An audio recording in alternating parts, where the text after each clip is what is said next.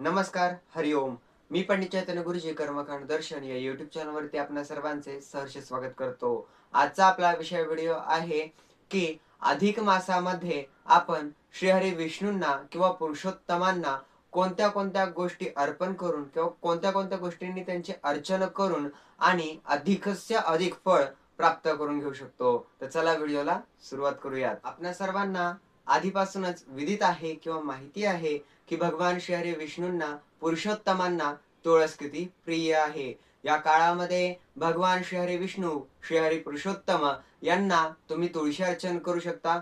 मग ते 108 असू शकतं, 11 असू शकतं, 5 असू शकतं किंवा 1000 तुळशी अर्चन सुद्धा असू शकतं. या काळामध्ये तुम्हाला जर का जमत असेल तर अष्टोत्तर शतनामावली किंवा सहस्त्रनामावलीने भगवान श्री पुरुषोत्तम यांना तुळशी अर्चन करायचं आहे. जर का 1000 जमत नसेल तर 108 करा. 108 जमत नसेल तर दररोज कमीत कमी एक तुळशीचं पान तरी देवाला अर्पण करा. त्याचं सहस्त्र कोटी फळ तुम्हाला या काळामध्ये प्राप्त होणार आहे आणि त्याच पद्धतीने तुम्हाला घरामध्ये सौख्य व समृद्धीची प्राप्ती होणार आहे.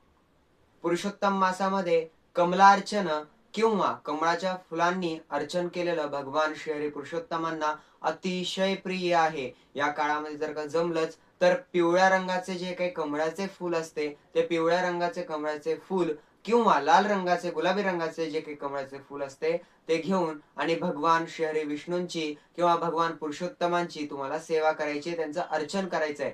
याने काय होणार आहे की तुम्हाला श्री म्हणजेच की लक्ष्मीची प्राप्ती होणार आहे आणि धनवैभवाने तुमचे घर हे भरून जाणार आहे. या काळामध्ये तुम्ही श्रीहरी विष्णूंना किंवा पुरुषोत्तमांना वेगवेगळ्या फळांचा अभिषेक करू शकता. म्हणजेच की एक फळ घेतलं, विष्णवे नमः, मधुसूदनाय नमः, त्रिविक्रमाय नमः, वामनाय नमः, श्रीधराय नमः असं करत करत तुम्ही प्रत्येक फळामागे एक नाव घेऊन ते प्रत्येकी एक फळ किंवा वेगवेगळे फळ जमत नसतील तर कोणतंही एकच फळ सर्वात उत्तम केळी तुम्ही देवाला अर्पण करत आणि त्यांच्या नामांचा जगर करू शकता.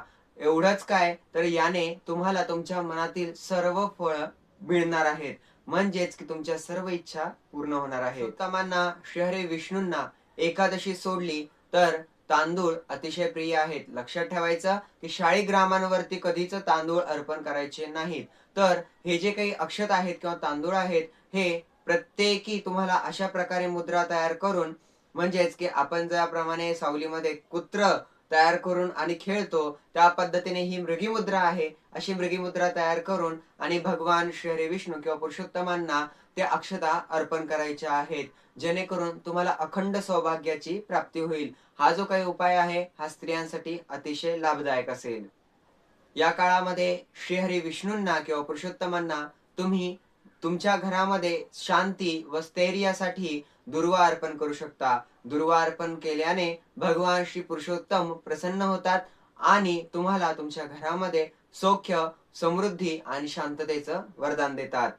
नैवेद्यामध्ये पुरुषोत्तमांना नारळ, खोबरे, गुळ खोबरे, खीर म्हणजेच की पायस. खीर म्हणजेच पायस असते, पायस म्हणजेच खीर असते.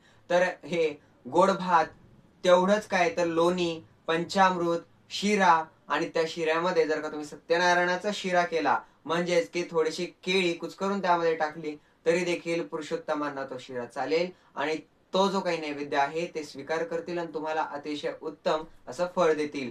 या काळामध्ये अधिकस्य अधिक फळ म्हणजेच की तुम्ही एक कमळाचं फुल अर्पण करताय आणि तुम्हाला सहस्त्र कमळाची फुलं अर्पण केल्याचं पुण्य लाभत आहे. म्हणजेच की फक्त तुम्ही 108 कमळाची फुलं जरी अर्पण केले तर तुम्हाला किती फळ लाभलं, किती फुलं तुम्ही अर्पण केले याचं गणित तुमचं तुम्हीच करा. या ठिकाणी मी आपल्या सर्वांची रजा घेतो. जर का तुम्हाला हा व्हिडिओ आवडला असेल तर चॅनलला सबस्क्राईब करा, लाईक करा, बेल आयकॉन क्लिक करायला विसरायचं नाहीये. पुन्हा एकदा असाच एखादा व्हिडिओ घेऊन भेटू. तोपर्यंत हरिओम.